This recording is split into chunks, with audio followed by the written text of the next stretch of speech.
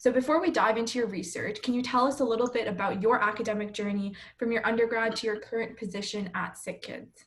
Absolutely. So I'm basically a homegrown scientist. I live in Toronto. So I did my undergrad at U of T in the human biology program, which I don't know if it still exists. It does. It was a while ago. And then I went on to do, in my fourth year undergrad at U of T, I took a course in the LMP department, so laboratory medicine and pathobiology. And they had a special lecture by my future at that time master's mentor, Dr. Bradley Strauss, who gave an elegant talk about vascular remodeling and what happens when they try to repair the vessels from some kind of occlusion. And so I became very fascinated in research. Beforehand, I didn't know very much about research. I just knew people did it. And I was on the road to medical school. But after hearing his talk, I became more and more interested in the behind the scenes part of medical research. And so after I finished my undergrad, I asked to volunteer in his lab for a summer research project.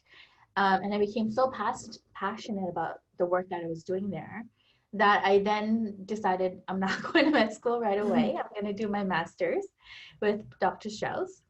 So after 2 years of, really exciting research and getting my master's degree, I took some time off because I was still mentally in the back of my mind thinking the whole time that I was going to go to med school. But I did some research for a friend who was trying to finish up his PhD, because he was an MD PhD, in the labs of Rinke Lee and Dick Weissel at UHN. And there they were interested in the role of matrix metalloproteinases, which is a type of enzyme that is highly expressed in the heart and seems to have a role in cardiac remodeling.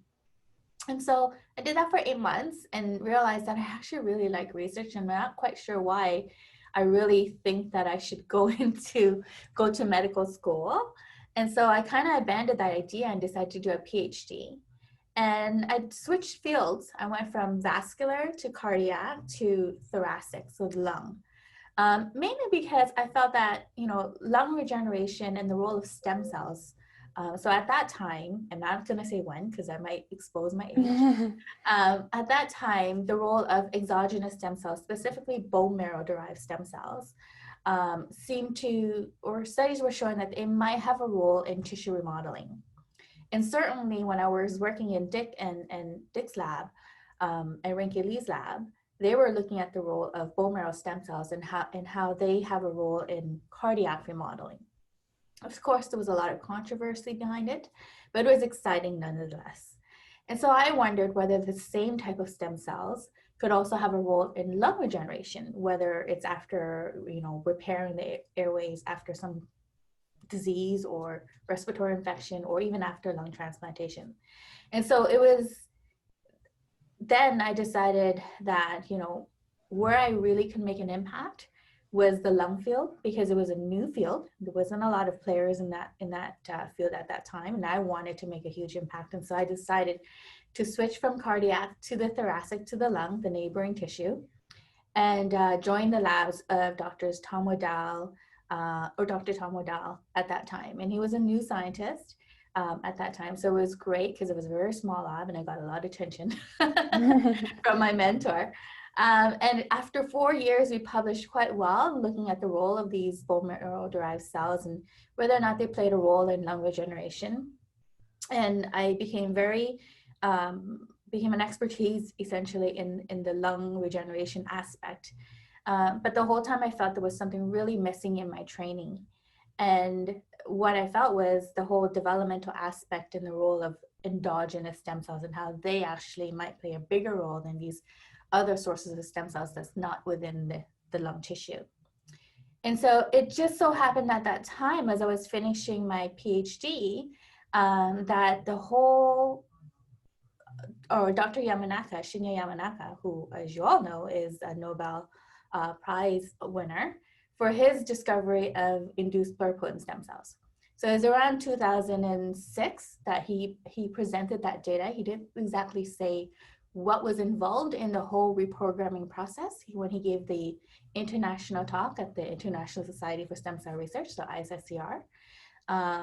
But he did showcase to the world that, you know, this whole idea of the fountain of youth can revert back time is possible. And it's possible by 4 simple proteins that we later found to be 4 transcription factors that was involved in the reprogramming process.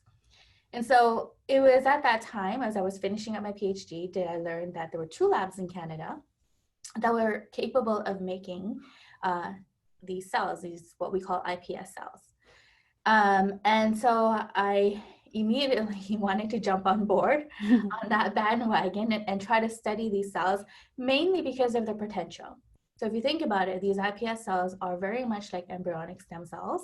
And so if they are like embryonic stem cells, they could potentially, if you know how to do it, you can coax them to become any tissue cell types that you want, whether it's for tissue replacement or whether it's for disease modeling or whether it's for just understanding basic development. The potential of these cells was huge.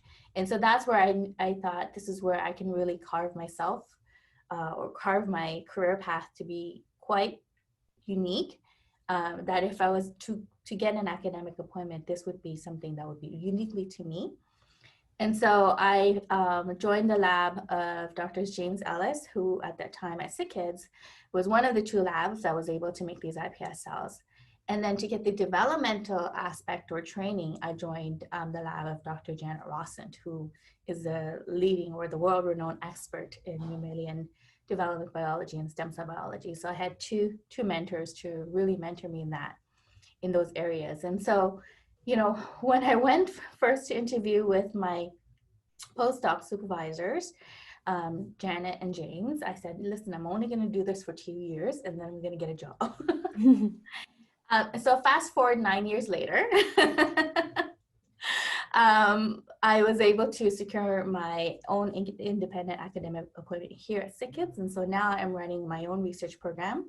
I have a growing lab of now 6 people. And I got the appointment in 2019, early 2019, so just a year ago. And so now we're using the stem cell models I developed as a postdoc in James and Janet's lab. So what we were able to do then is coax these cells to become lung epithelial cells, so that we could model, and we still are doing, to model airway cystic fibrosis disease.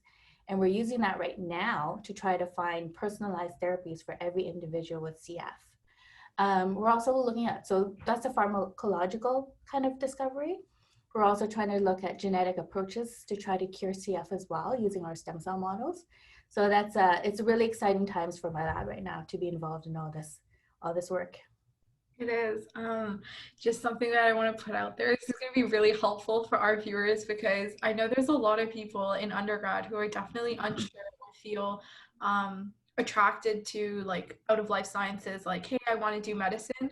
But seeing all of the stories of people like being drawn in by the potential of research is just very inspiring. Yes, absolutely. Especially if you're creative and you're not afraid to work hard. And you have the tenacity and the motivation to do something and make an impact, I think you can do well in research.